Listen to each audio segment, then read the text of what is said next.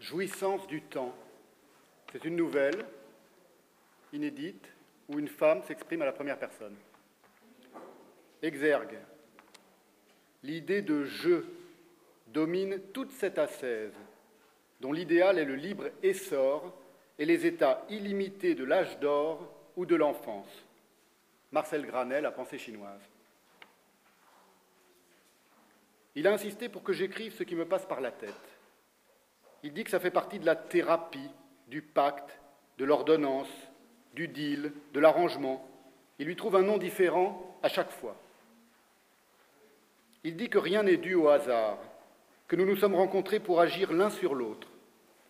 Il est hors de question, m'a-t-il dit la semaine dernière, que notre couple sous-réaliste, je continue de reprendre ces mots, pour l'instant rien d'autre ne me vient à l'esprit, se résorbe dans l'anesthésie usuelle des échanges banals.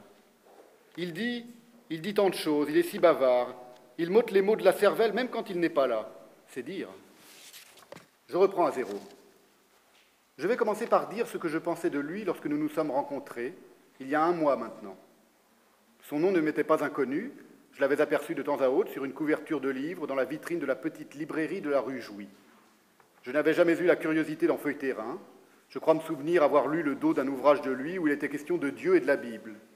L'auteur devait être un vieux théologien indigeste, un jésuite philosophal, un moine maniaque d'antiques grimoires. Un soir, je l'ai vu à la télévision, très tard, lors d'une émission littéraire. J'ai cru à une supercherie. Il semblait si jeune, si sûr de lui, si arrogant. Je l'ai tout de suite détesté. J'entends le tambourinement léger de ses pas contre les marches vernies de l'escalier, comme si une pluie de printemps venait me rendre visite. Il sifflote à son habitude. J'arrête ici. Il part le matin vers 5 heures à cause de ses lentilles de contact, d'après ce qu'il prétend. De toute façon, il dit que si on dormait ensemble, cela nous engluerait dans un magma de sentimentalisme mou, nous nous laisserions dévorer par le halo humide et moite de puérilité qui est le fond de mon problème. C'est son avis. De la douceur, de la tendresse, des sensations, du sentiment à la rigueur, mais aucune mièvrerie, aucun sentimentalisme, ce ventre mou de la sensualité. Il affirme que je suis resté coincé dans ma mentalité de petite fille de 7 ans, que je dois rattraper les sensations perdues, qu'il me faut mûrir en m'exposant au soleil du temps. Il est là pour ça, m'a-t-il dit. Ses mots exacts ont été « Mon sexe et moi sommes là pour ça ». Il a semblé satisfait de la nouvelle organisation de mon appartement. J'ai descendu à la cave les peluches, les poupées, tous les bibelots qui ornaient ma bibliothèque. J'ai désépinglé des murs les photos de mes 2 sœurs, de mon frère et de mes parents, le grand portrait de moi à 3 ans, les souvenirs de vacances, les photos de groupe. « Pas de groupe !» avait-il énoncé d'un ton docte. « Rien qui maintienne une atmosphère adolescente attardée. »« Bien, docteur !» avais-je rétorqué. Et lui, l'ironie, en revanche, est la bienvenue. Si je n'ai plus droit à mes souvenirs, il me reste quoi ? Les photos sont des ersatz de souvenirs, des leurres placés dans le dos du temps. Remplace-les par de l'art, posters, cartes postales, ce que tu veux. Va faire un tour à la librairie du Louvre et choisis. Nus, visages, marines, intérieurs hollandais, scènes religieuses, animaux, fleurs. Pas d'art contemporain, ni d'art abstrait. C'est une gravitation qu'il faut créer, pas un papier peint. Cette nuit, la 10e que nous avons passée ensemble, j'ai joui.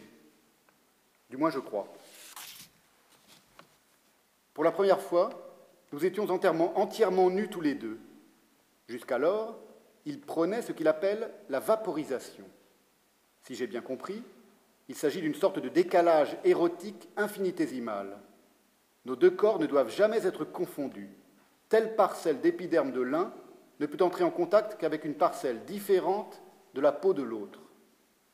C'est une démultiplication du principe de la caresse. Les corps doivent se sentir dissociés par leurs effleurements. La caresse est une entité propre, un vis-à-vis évanescent, une frontière mobile entre les 2 épidermes, et non pas le bref prélude saccadé à un entrechoc fusionnel où tout est confus, happé par la visée de l'assouvissement. La première nuit, nous l'avions passé allongé sur mon lit, moi en robe de coton, sans culotte, le cou et les épaules dénudés jusqu'à la naissance des seins. Lui était en chemise et en caleçon, pieds nus. Il me parlait doucement, en riant souvent. Ses lèvres frôlaient mon cou, mon visage, mes épaules, mes aisselles même, dont il inhalait l'odeur douce avec un plaisir non dissimulé. Il a passé la nuit, comme ça, à me flairer et à me parler, sans que ni ses mains, ni ses lèvres, ni sa langue n'entrent une seule fois en contact avec ma peau. Je sentais son souffle m'explorer, et lorsqu'il approchait son visage du mien, me regardant fixement dans les yeux comme s'il essayait de déchiffrer les hiéroglyphes de mes iris vert et or, je pouvais distinguer dans son haleine le tabac de ses cigarillos mélangé au champagne qu'il avait amené et au café que nous avions bu après le dîner. Ces mots ricochaient à la surface de mon corps comme de petits boulets d'air tiède, n'atteignant jamais plus bas que le haut de mes seins. Ce qu'on appelle frigidité n'existe pas, avait-il déclaré au début de la nuit. Le corps d'une femme ou d'un homme frigide, il y en a beaucoup, elle se manifeste juste différemment, dans une certaine brutalité engourdie des gestes et du langage, est resté vitrifié à un certain moment douloureux de l'enfance. Le temps s'est engorgé dans ce vase clos. Les secondes, les minutes, les journées, puis les années se sont rigidifiées et accumulées, comme des écailles, recouvrant la peau, les yeux, les orifices, le cœur même, car les personnes frigides sont rarement bonnes, et toutes les pensées.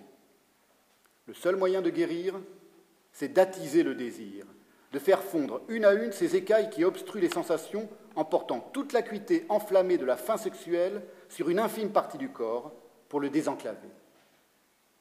C'est ce que nous sommes en train de faire maintenant, et c'est pour cela que nous ne devons pas. Son visage remonta depuis l'intérieur de mon coude droit.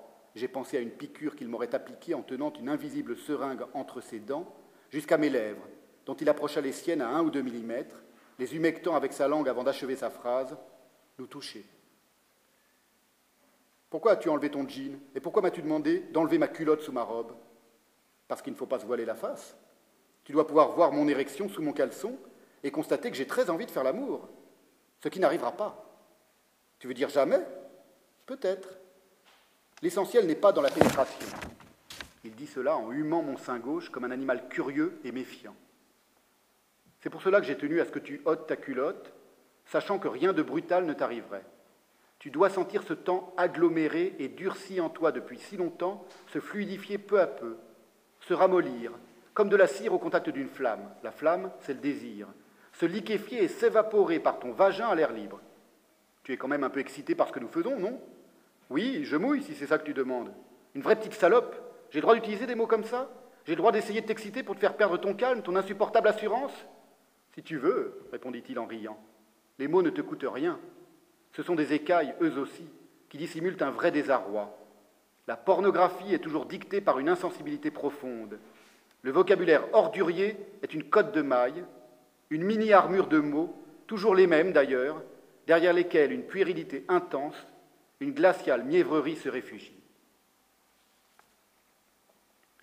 Son idée principale est que si j'ai envie qu'il me baise, c'est uniquement pour en finir, pour l'avoir terrassé, pour démolir sa tactique d'écoulement du temps à travers mon corps, selon un parcours qu'il appelle lui-même mystique, qui prend naissance dans les milliers de mots dont il asperge ma peau et circule jusqu'à mon vagin. Et toi, lui ai-je demandé la 3e fois. C'est pareil pour toi? Bien sûr. Quand tu me parles, je t'écoute et ça m'excite. Seulement, je ne crois pas à la comédie des répliques porno.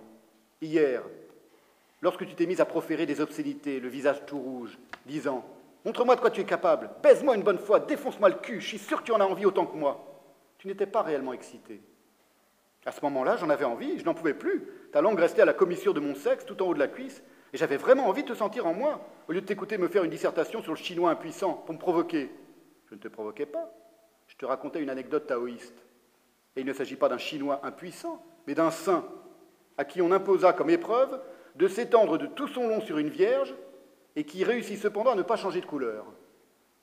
Tu racontais ça tout en léchant le haut de ma cuisse, comme si j'étais un esquimau. Tu avais quand même bien envie de me baiser, dis la vérité. Bien entendu. Tu ne voyais pas mon érection? J'avais pourtant ôté mon caleçon. Oui, en gardant ton t-shirt. Mais je n'ai pas pensé à regarder ton sexe. Tes yeux ne se sont pas dessillés. Tu es encore vierge de curiosité. Dis-moi la vérité, qu'est-ce qui t'a retenu? Je voyais à ton regard que tu n'étais pas excité, seulement en colère. Tu n'avais pas vraiment envie que nous fassions l'amour, tu voulais seulement me faire craquer. Il avait raison. Et j'avais raison aussi. J'étais à la fois excitée et furieuse. Vraiment, je le déteste. Avant-hier, nous sommes allés assez loin. Il m'a dit que tout était réciproque, qu'il ne faisait que partager ses trouvailles faites sur sa propre personne. Tu veux dire que le temps circule aussi à travers toi, comme dans une conduite d'aération, qu'il prend naissance depuis mes mots et aboutit à ton sexe? Bien sûr. Prouve-le-moi, ai-je dit. Il a commencé par ôter mon chemisier, très lentement, m'embrassant partout, léchant mes seins, mordillant mes tétons pour m'exciter. Ça a duré au moins 2 heures. Puis il m'a demandé de lui ôter son jean, très lentement, sans toucher son sexe ou son caleçon, en pressant mes seins contre ses jambes au fur et à mesure que je faisais glisser son pantalon. Tu dois mettre autant de temps que ça m'en a pris pour ôter ta chemise. Et tu dois me parler en même temps. Tu peux t'arrêter de me déshabiller de temps en temps, mais tu ne dois jamais arrêter de me parler. Je dis quoi? Ce que tu veux. Parle-moi de toi, de ta vie, de ton enfance, comme si nous discutions à une terrasse de café. Je lui ai raconté l'histoire de ce garçon amoureux de moi, en terminale, qui me harcelait sans répit, téléphonant chez mes parents jour et nuit, au point que mon père dut aller porter plainte au commissariat. Quelques jours à peine avant la première épreuve du bac, au dernier cours de philo, ce détraqué dépose une lettre sur ma table en allant s'asseoir au fond de la classe. Dedans, il y avait un bout de doigt, la dernière phalange de son auriculaire qu'il avait coupé, vidé de son sang, nettoyé à l'alcool et enrobé dans du coton hydrophile. Je revois le petit bout de chair violacé tomber sur mon classeur comme un flocon de neige noirâtre. Il a beaucoup ri, surtout lorsque j'ai ajouté que j'avais eu ma dose de malade en 25 ans d'années d'existence, depuis le sériole cisailleur en herbe jusqu'à lui, l'escargot érotomane, l'exalté tardigrade. Après 1 heure de conversations et de caresses, mon visage au niveau de son sexe tendu sous son caleçon, mes mains caressant ses cuisses, son jean était seulement tire-bouchonné sous les genoux. Sexuellement parlant, m'expliquait-il, la lenteur est très relative. On peut comparer ce que nous faisons à du théâtre no. La masse des corps doit se dissoudre dans la densité du temps vécu. Porté à son comble d'exaspération, le désir devient un acide, un révélateur. Les minutes qui passent, les secondes même n'en sont plus. La gravité de chaque moment du temps s'est modifiée. En un sens, tout est tellement ralenti que tout accélère. Nous avons continué d'échanger nos idées en nous caressant, lui me parlant du temps, moi lui racontant mes souvenirs. Il était très excité. J'étais recroquevillé au bas du lit, embrassant et mordillant ses cuisses. Il gémissait doucement entre 2 phrases. Je voyais au-dessus de moi, comme une figure de proue, sa queue palpitante sous son caleçon. J'avais envie de relever mon visage brusquement et de la mordre, de la faire saigner pour l'entendre hurler une bonne fois.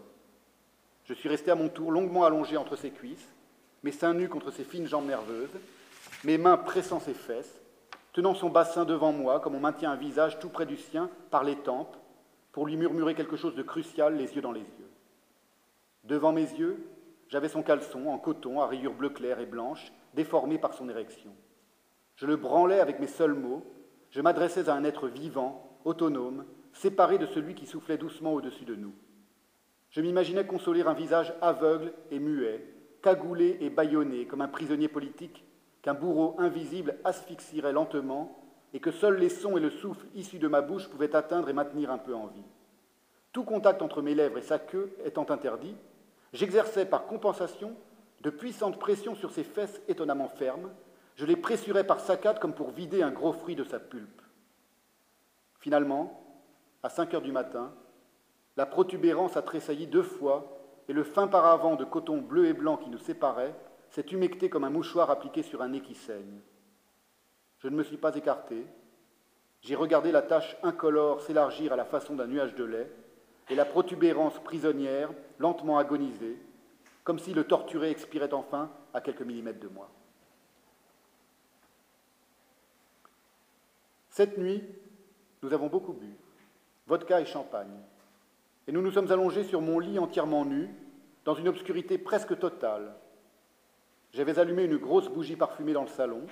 Sa lumière venait vaciller par la porte entrebâillée de la chambre, comme si on nous aspergeait irrégulièrement d'une insensible vapeur de photons. En fait, je me suis laissé surprendre. Il était convenu qu'il devait rester allongé toute la nuit sur le dos, sans bouger un cil, à ma merci comme un mannequin, et que je pouvais, moi, user de son corps exactement à ma guise, ayant tous les droits sauf celui de toucher son sexe avec mes mains ou ma bouche. Je me suis étendu de tout mon long sur lui, tordant par inadvertance son sexe déjà raide avec mon genou droit. Il a poussé un cri de douleur, puis a précisé que le sadomasochisme n'était pas au programme. Je me suis excusé en caressant tendrement son front et ses joues, ma langue dans sa bouche. Nous sommes restés longuement ventousés ainsi, ses bras inertes le long de son corps. Je jouais avec un cadavre tiède et doux qui sentait le savon, le parfum à la violette et la crème à raser. Je lui ai léché le visage, les joues, les lèvres, les paupières. Il a tressailli et m'a demandé en riant de faire attention à ne pas avaler ses lentilles de contact. Il était à ma merci, enfin fragile et vibrant comme un enfant. Étant bien plus petite que lui, je pouvais sentir sa queue contre mon mollet. Je me suis accroupi sur lui, mon sexe au niveau de son nombril pour qu'il puisse me lécher les seins. Nous parlions et riions tout en nous caressant. Ça a duré plusieurs heures, comme d'habitude. J'avais oublié son sexe, penché sur lui, mes cuisses encerclant ses hanches, comme s'il était un homme tronc, un buste, sans bas-ventre ni jambes, tel un matériau conductible. Son corps dépendait du contact avec le mien. Ce que je ne touchais pas, ce que je ne voyais pas, n'existait pas. Je frottais mon sexe contre son torse. J'étais très excité à l'idée que son nombril, cet œil de cyclope, regardait à l'intérieur de moi, se nourrissait de ce que mon sexe, collé contre lui prodiguait. Dans un mouvement un peu brusque et inattendu, mon bassin s'est décalé vers le bas. J'ai à peine senti son gland frôler mon vagin. Nos deux sexes sont restés longtemps abouchés ainsi, comme s'ils s'embrassaient délicatement. Il ne fit pas le plus imperceptible mouvement des hanches ou du bassin. C'était délicieusement doux. Mon corps n'était plus un axe organisé autour d'une cavité, ni le sien un socle perpendiculaire à une aspérité. J'avais au contraire le sentiment qu'il était en train de naître de mon bas-ventre.